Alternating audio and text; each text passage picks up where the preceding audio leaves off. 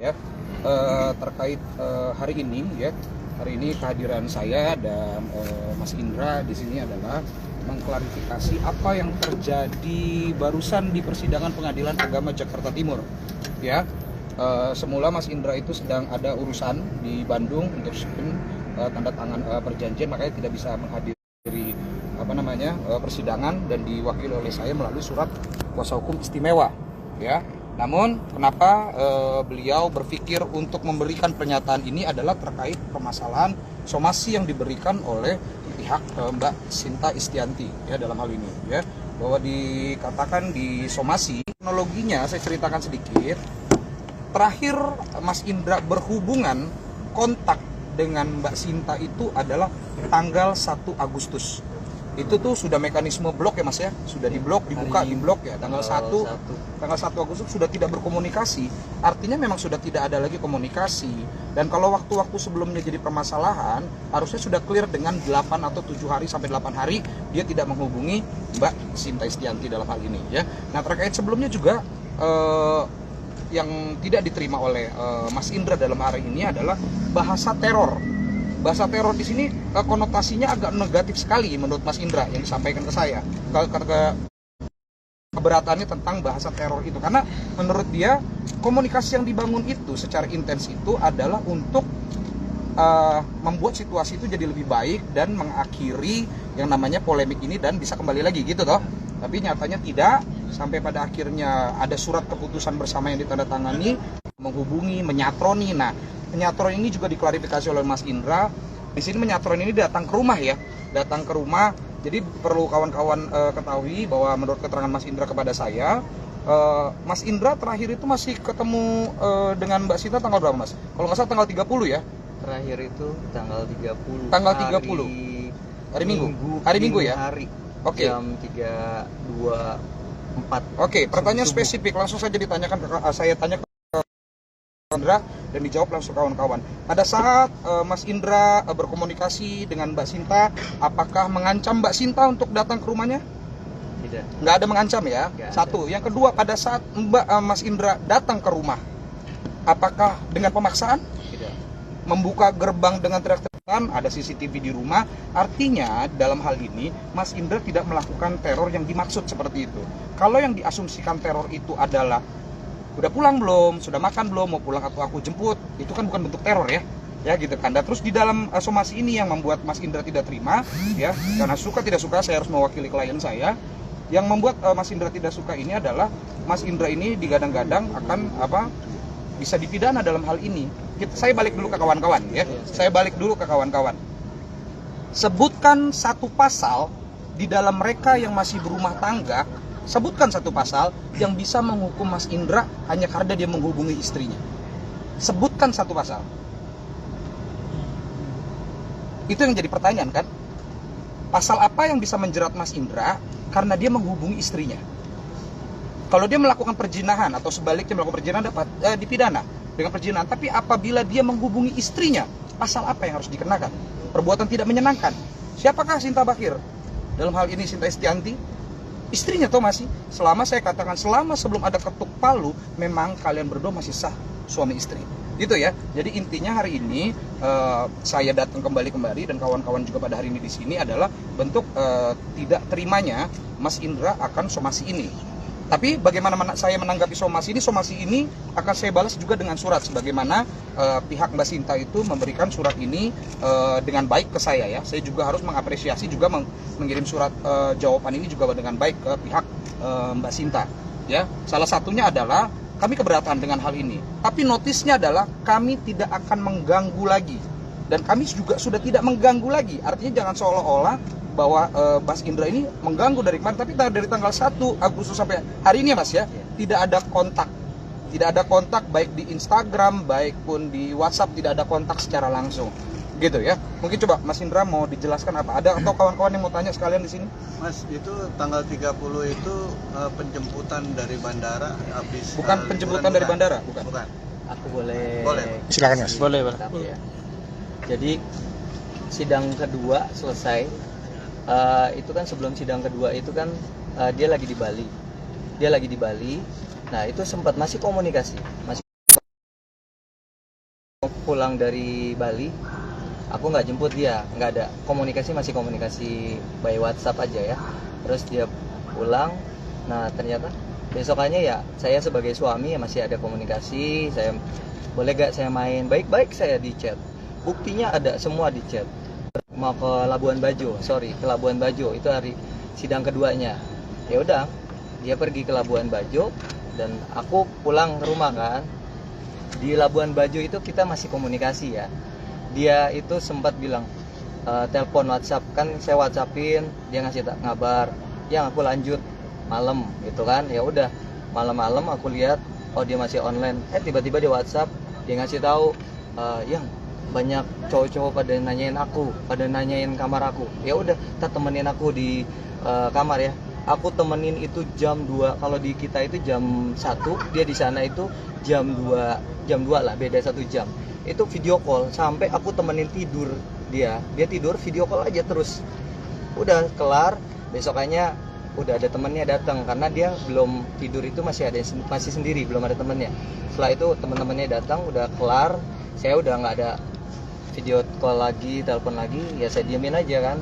Akhirnya pas mau pulang itu sebenarnya dia dipesanin tiket. Saya ketahu, bisa lihat dia tiketnya, dia katanya pakai Batik. Aku cek langsung dari temanku dari Batik, aku cek namanya Sinta Istianti, belum ada tiket masuk. Aku bilang, kamu pulang pagi apa siang? Kalau kamu mau pulang, aku beliin tiket kamu nggak belum di booking soalnya. Oh dia kaget, wah aku mau minta pagi, nelpon aku langsung, yang aku minta yang pagi aja.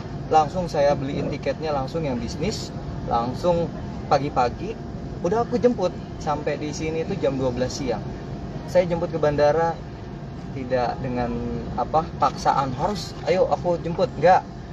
Dia mau, syukur, nggak mau ya sudah, aku udah beliin tiket buat dia pulang bareng sama temennya. Akhirnya aku jemput, udah kita bareng lagi tuh di hari Kamis terus aku pulang lagi kan ke rumah.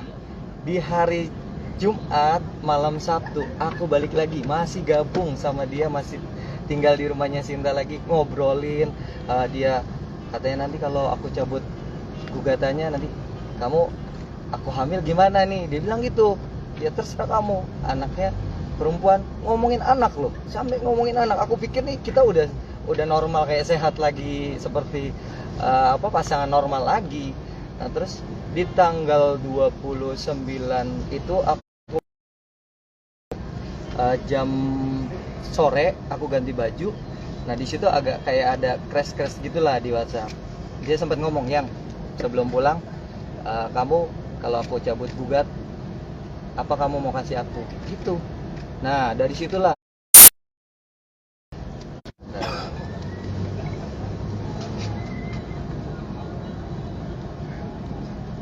nah di sini aku kasih tahu ke dia.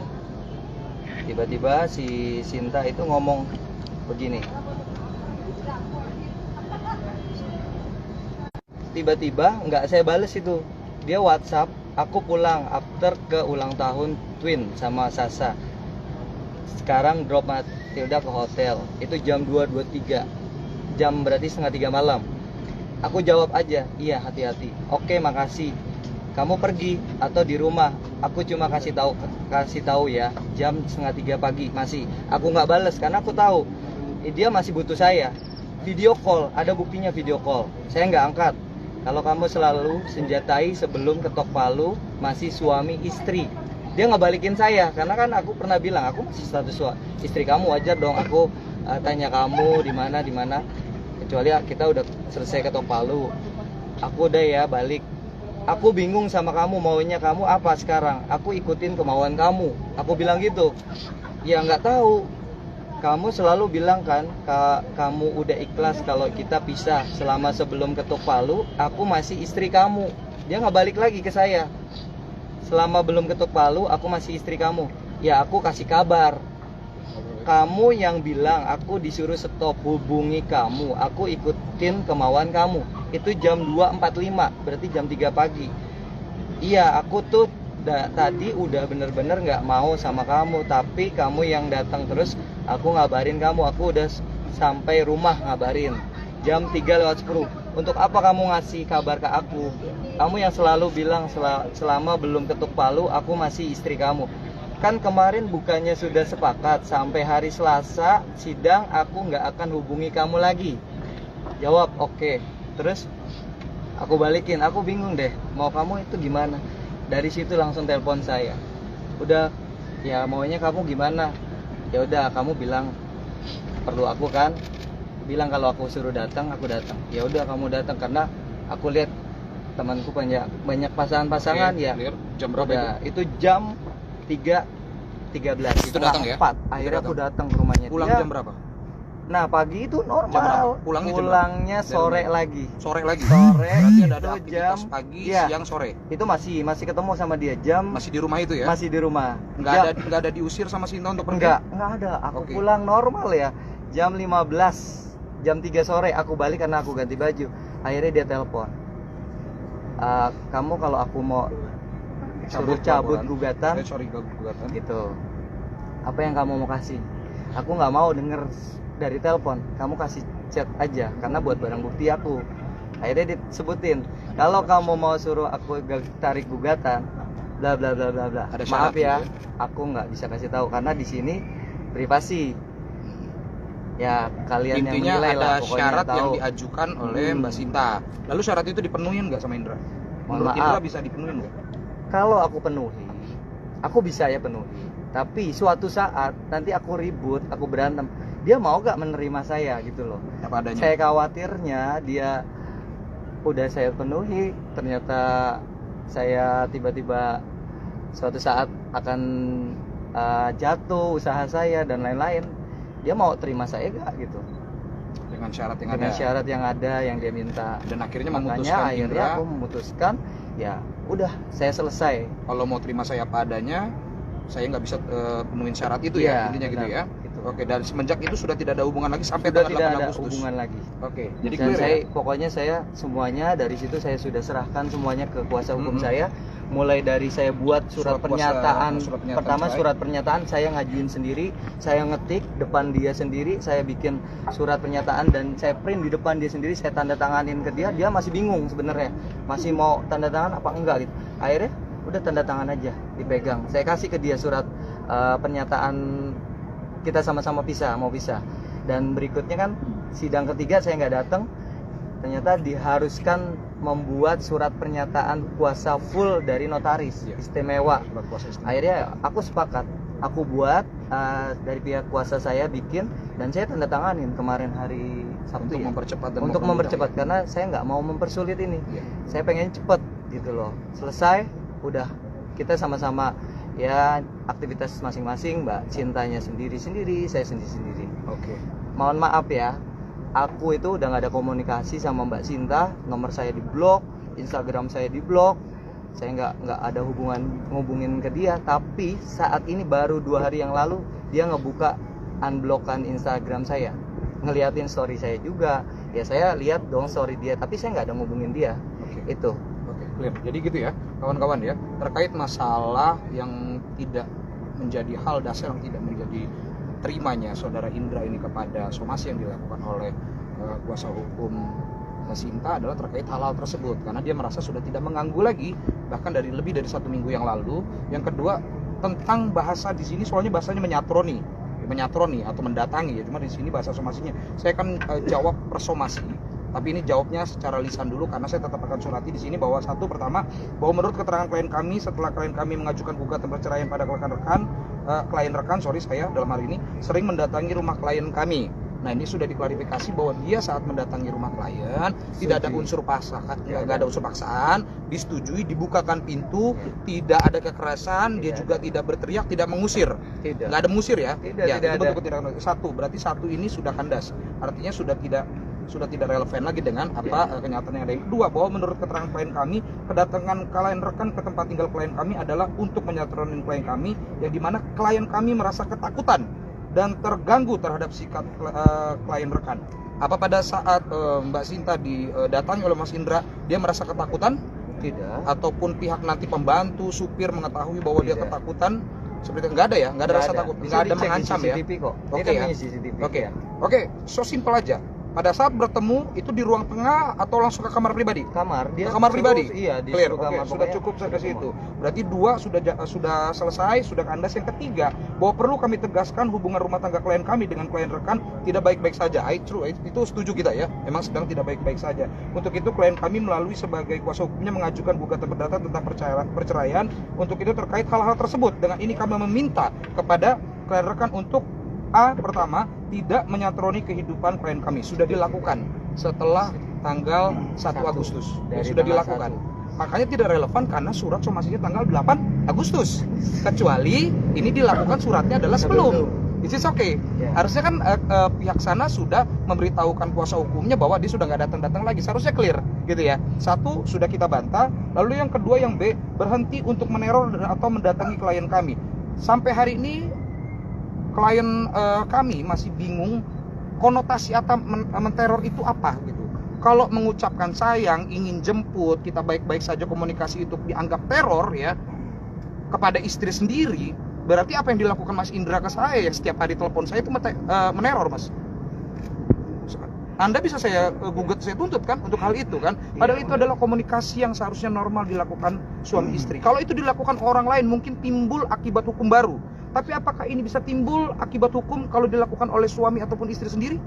Nah, pertanyaan itu kan. Ini saya bicara tentang relevansi hukum nih pertama. Itu yang kedua. Yang ketiga, menghormati proses persidangan perceraian di Pengadilan Agama Jakarta Timur. Nah, bentuk penghormatannya adalah walaupun dia tidak datang dengan harap tidak ingin ketemu media. Sekali lagi saya sampaikan ke kawan-kawan ya, Indra itu tidak ada ingin ketemu media. Kalau sampai ada yang terjadi kemarin itu jebakan Batman. So sorry saya bilang ya, jebakan Batman karena tiba-tiba aktivitas orang ada yang datang tiba-tiba tanya, ya saya anggap jebakan Batman. Ya sudahlah, tapi sudah selesai. Tapi klarifikasi hari ini adalah terkait masalah somasi. Yang pasti surat somasi ini akan saya surati kembali ke Bang Sunan sebagai kuasa hukumnya, dan saya apresiasi beliau memberikan surat somasinya dengan baik. Saya juga akan menyampaikan hal yang sama. Nah, apa yang disampaikan klien saya itu juga apa yang unek-unek yang pengen disampaikan selama ini gitu loh, bahwa dia sebenarnya baik-baik saja, pihak sana juga sebenarnya baik-baik saja. Kalau sampai ada hal-hal yang lain di luar ini, kita nggak tahu ini dramatik atau bukan gitu loh ya. Ada kawan-kawan yang mau ditanyakan?